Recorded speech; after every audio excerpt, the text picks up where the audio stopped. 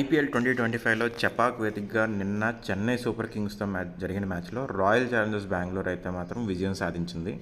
So 2008 తర్వాత అంటే first ఎడిషన్లో స్టార్టింగ్లో గెలిచిన మ్యాచ్ తర్వాత ఆర్సీబీ ఇంతవరకు చెపాక్లో మ్యాచ్ని గెలవలేదు. సో ఆల్మోస్ట్ 6000+ డేస్ తర్వాత చెపాక్లో ఆర్సీబీ మ్యాచ్ని అయితే గెలిచింది. సో నిన్న అయితే మాత్రం కంప్లీట్గా చెపాక్ మొత్తం సైలెన్స్ అయిపోయింది. అండ్ ఇందులో మనం చూసుకున్నట్లయితే ఫస్ట్ బ్యాటింగ్ చేసిన ఆర్సీబీ 196 రన్స్ అయితే చేసింది 7 వికెట్స్తో. And captain Rajat Patidar 51 runs. So captain innings అయితే ఆడాడు. అండ్ చాలా లక్కీ అనమాట నిన్న చెప్పాలంటే.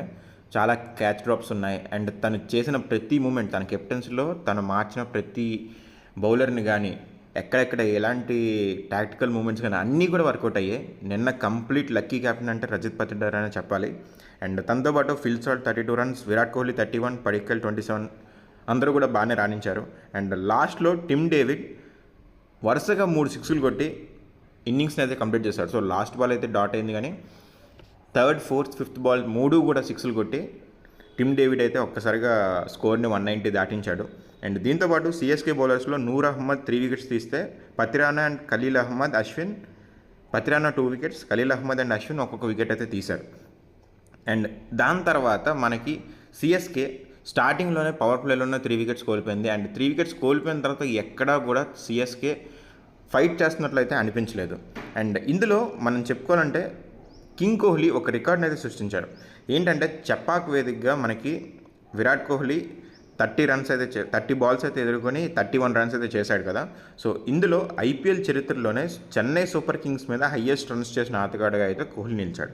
అండ్ ఇంతవరకు సిఎస్కే మీద 34 మ్యాచెస్లో 1068 రన్స్ అయితే సాధించాడు.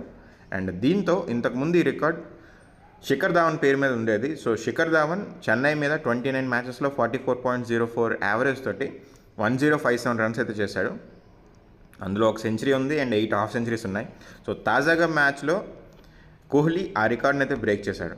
సో ఈ ఫీట్ సాధించిన కోహ్లీ, ధావన్ వీళ్ళ తర్వాత ప్లేసెస్లో Rohit Sharma and David Warner, Kieron Pollard ఉన్నారు. అండ్ విరాట్ కోహ్లీ ఈ మ్యాచ్ గెలిపించడం ద్వారా మనకి ఆర్సీబీకి ఒక విన్నింగ్ అయితే మనకి చూసాం. అండ్ దీంట్లో మనం చూసుకున్నట్లయితే నిన్న లాస్ట్లో ధోని లాస్ట్ ఓవర్లో సిక్స్లు కొట్టిన ఏవైతే ఉన్నాయో ఆ సిక్స్లతో ప్రేక్షకులందరూ కూడా హ్యాపీ అయిపోయారు. కానీ ఓవరాల్గా చూసుకున్నట్లయితే చెన్నై ఫ్యాన్స్కి అయితే డిసప్పాయింట్మెంట్ అని చెప్పాలి. ఆల్మోస్ట్ మనకి 2008 తర్వాత ఇంతవరకు ఓడిపోలేదు. అలాంటిది ఫస్ట్ టైం చెపాక్లో చెన్నై ఆర్సీబీ మీద ఓడిపోయింది. సో లక్కీ క్యాప్టెన్ ఆర్సీబీకి పనికొస్తున్నట్లున్నాడు. ఎందుకంటే ఇప్పుడు ఫస్ట్ ప్లేస్లో అయితే ఆర్సీబీయే ఉంది. మనకి టేబుల్ టాపర్స్ అయితే present RCB. So net run rate కూడా చాలా విపరీతంగా పెరిగింది. అండ్ దీంతోపాటు నిన్న ఆల్మోస్ట్ 50 రన్స్ తేడాతో అయితే గెలిచారు. సో ఒక్కసారిగా రన్ రేట్ అయితే పెరిగిపోయింది అనమాట ఆర్సీబీకి. సో దీని గురించి మీరేమనుకుంటున్నారో కమెంట్ అయితే చేయండి.